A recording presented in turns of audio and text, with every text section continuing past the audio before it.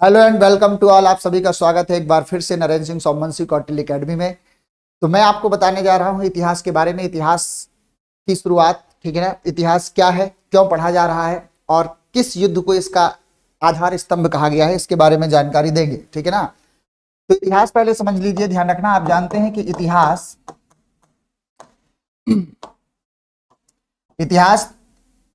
का मतलब ही क्या हुआ है। इति धन हास दो शब्दों से मिलकर बना है। इसकी जो मीनिंग मैन होती है इति की, किसकी? इति की मीनिंग जो होती है उसका मतलब होता है ऐसा ही हुआ था। क्या हुआ था?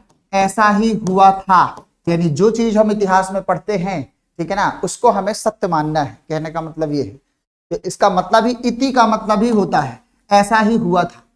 अब इतिहास क्यों पढ़ा जाता है, दूसरा बिंदु है क्यों पढ़ा जाता है, ठीक है ना।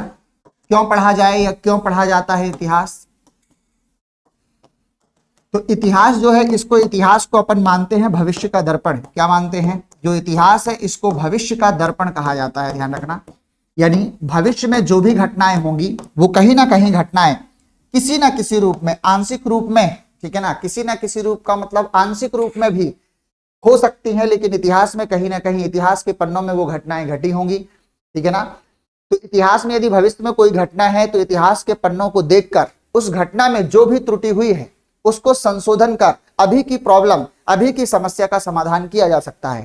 तो इसलिए इतिहास को हम क्या कह सकते हैं? भविष्य का दर्पण कह सकते हैं, ठीक है। भविष्य दर्पण इतिहास को कहा गया, ठीक है।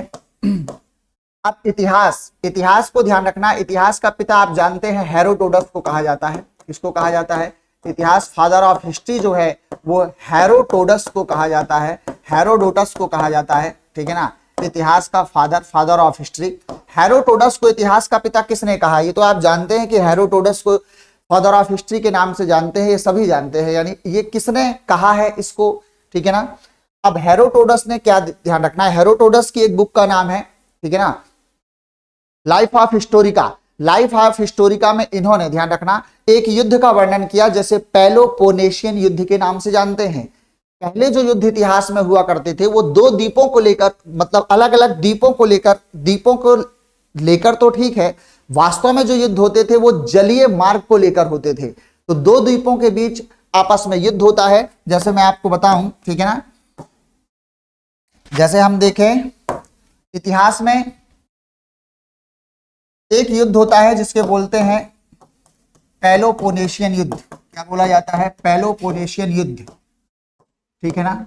ये जो युद्ध है पेलोपोनेशियन युद्ध, यही युद्ध है इतिहास का आधार स्तंभ, ठीक है ना।